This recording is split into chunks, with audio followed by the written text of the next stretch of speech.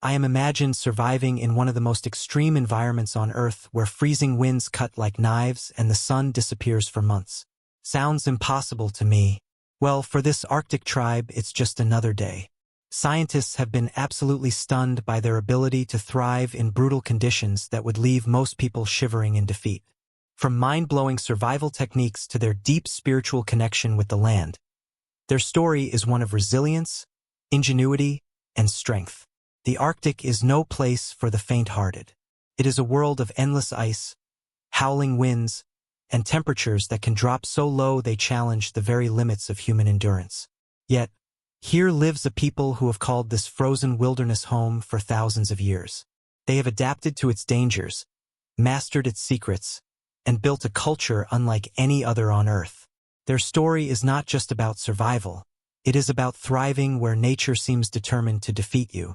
When you picture the Arctic, you imagine a vast white desert where the horizon seems endless, where snow and ice stretch beyond what the eye can see, and where even the simplest act, lighting a fire, building a shelter, or hunting for food, becomes a monumental challenge.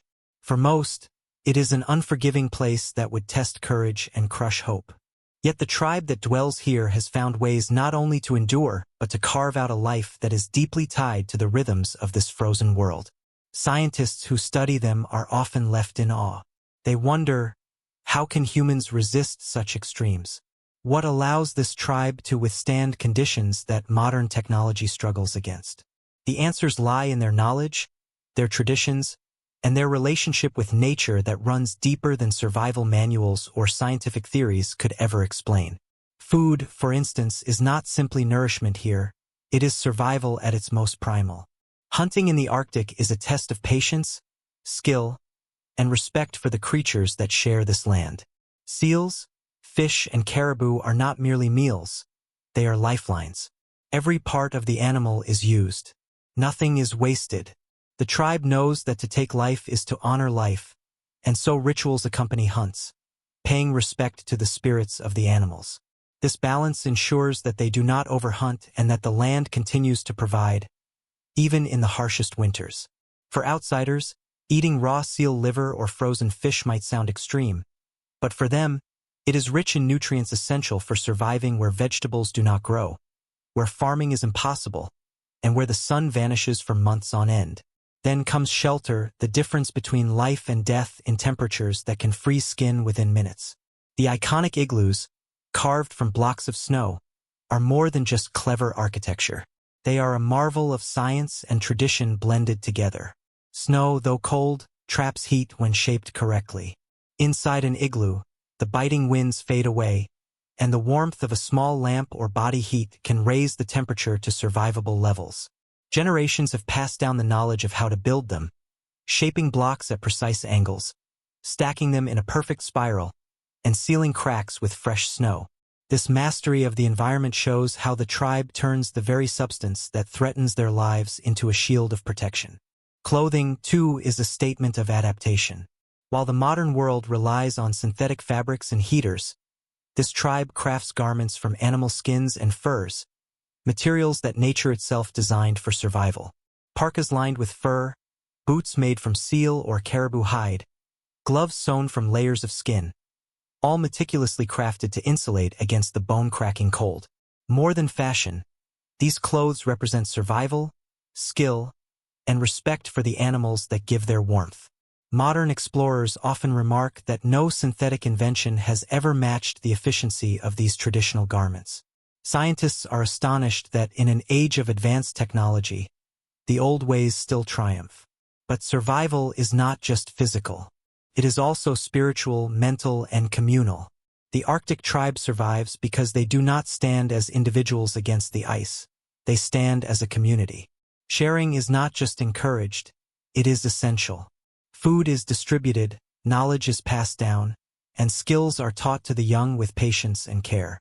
Elders carry the wisdom of centuries, teaching the younger generation not only how to hunt or build but how to respect the land, to live in harmony with forces far greater than themselves.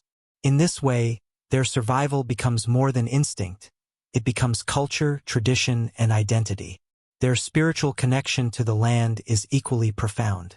To them, The Arctic is not a barren wasteland, but a living world filled with spirits, energies, and stories. The winds carry voices, the animals carry wisdom, and the ice itself has memory. Every hunt is a prayer, every fire a reminder of their bond with the universe. Their myths and legends speak of creation, of spirits guiding their ancestors, of lessons carved into the snow. These beliefs do more than provide comfort. They shape a worldview that gives meaning to hardship, purpose to suffering, and dignity to survival. Where most see emptiness, they see life woven into every snowflake. What stuns researchers most is how resilient this culture has remained despite centuries of outside influence, colonization, and modernization. Even as the world changes, they preserve traditions that have allowed them to endure for thousands of years. Modern technology may creep into their lives, but the core of their culture remains untouched, rooted in the land and in the bonds of community. Anthropologists marvel at how their knowledge of the environment rivals scientific data, often surpassing it. They can predict storms by the movement of clouds, locate game across vast icy expanses, and read the snow like a map of survival. Their expertise is not written in textbooks. It is carried in stories, songs, and lived experience passed from one generation to the next. Yet their survival is not without challenges. Climate change now threatens the very fabric of their world. Ice that once was stable melts too quickly, animals they rely on change migration patterns, and storms grow more unpredictable. Scientists who once studied their resilience now fear that modern global shifts may outpace even their ancient wisdom. Still, the tribe faces these new trials with the same spirit that has carried them through endless winters. Adaptation is in their blood, resilience in their bones, and unity in their hearts. They are a reminder that humanity is not separate from nature but deeply woven into its fabric. To imagine life in the Arctic is to imagine a battle fought daily against the forces of nature. But for this tribe, it is more than survival. It is life lived fully, meaningfully, and with honor. Their story inspires not just admiration, but reflection. It forces us to ask, could we survive without our modern comforts, without our technologies, without our endless supplies? Could we endure a place where the sun disappears for half the year, where darkness reigns, and the cold bites deeper than imagination allows? Most of us would fail, but they endure not just because of what they know, but because of who they are.